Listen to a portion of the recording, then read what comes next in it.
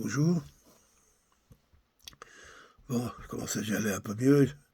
J'ai envie de parler sur cette vidéo de l'émission, enfin, ouais, l'émission qu'il y a eu au BFMVC, là, hein, cette tribu de menteurs, ou je sais pas quoi, des psychopathes, là, qui s'appellent journalistes. Ils ont pas honte, enfin, bref, pas grave. Enfin, les entreprises ont trahi, hein, on est bien d'accord. D'ailleurs, qui est complètement endetté, en faillite. On a laissé venir sans argent, racheter tout, en gros presque tous les médias français, au moment de l'élection de Micron, là, hein, de manière à aider à tout prix à que soit élu quelqu'un qu'on ne connaît pas et qui est en train de découper la France en tout petits morceaux. Donc cette chaîne de merde, là, a réussi, a réussi ouais, à faire un reportage sur, comment on appelle ça, un interview, là, du président de la Douma russe qui s'appelle Piotr Tolstoï, qui est l'arrière-petit-fils de l'écrivain et poète et politique Tolstoï, qui lui-même était euh, maire de la ville de Kiev. Donc on a affaire à quelqu'un qui est au courant des choses. Donc on n'a pas affaire à un gars des plateaux de télévision, des colonels et des généraux à la retraite qui disent n'importe quoi pour toucher un peu la gamelle. Honte à eux d'ailleurs, ou ils sont complètement crétins. Ce que j'ose croire aussi. Hein. Mais quand on touche 15 000 balles par mois, en général, on ferme sa gueule et puis voilà. C'est des types qui ont perdu tout leur honneur, un militaire quand même, protéger la nation, oh pas, bref. Ça a permis de découvrir à beaucoup de monde, pour beaucoup de monde, ce monsieur qui s'appelle Piotr Tolstoï, que j'avais déjà découvert quelque temps avec, comment il s'appelle, Xavier Moreau, qui nous l'avait présenté, et qui est un des rares Russes qui parle très très bien le français, enfin un des rares Russes au pouvoir, hein, qui parle très très bien le français, même Medvedev aussi parle français, pas aussi bien que Tolstoï, mais il parle français. Et ils comprennent un peu les astuces, et donc il s'agissait de voir un petit peu la réaction des méchants Russes par rapport à la décision de Micron Ier, là, la bande de pédos qui sont au pouvoir. Hein, on ne sait pas si c'est des mecs ou des phares ou des chiens, on ne sait pas très bien. Un mélange de tout ça, sûrement. Hein, dans sa décision d'aller se friter avec le russe dans le seul but d'arriver à fabriquer, je dirais, une situation qui va lui permettre d'éliminer les élections afin de pouvoir se présenter encore longtemps. Et il a trouvé l'astuce.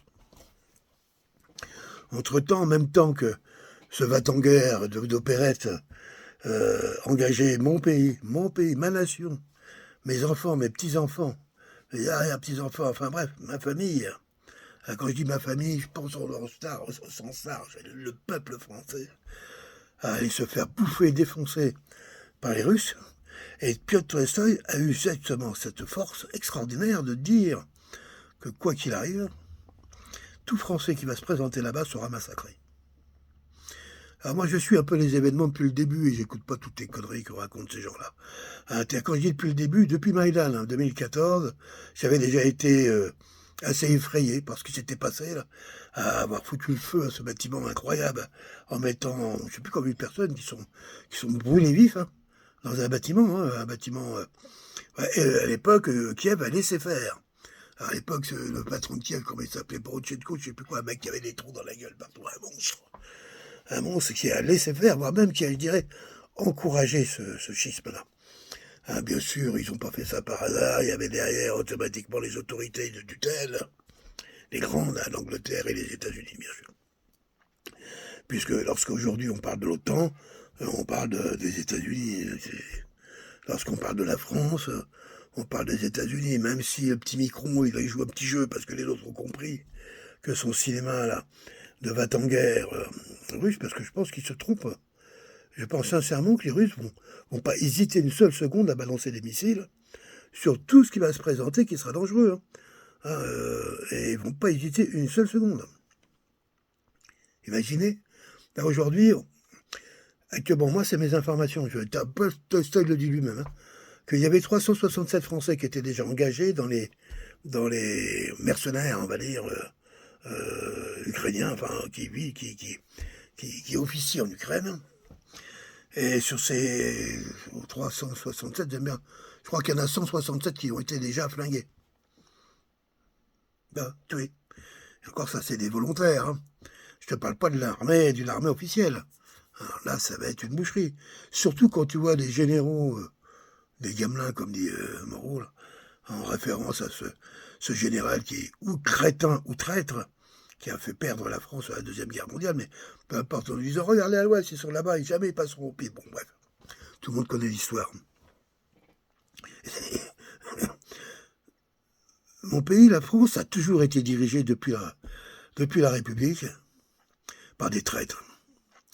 Ils sont toujours foutus des peuples. Parce que la France, on ne peut pas parler d'un peuple, on peut parler des peuples. D'ailleurs, le roi, avant, le roi Louis XVI, parlait de mes peuples. Il n'a jamais dit le peuple de France, il a dit mes peuples.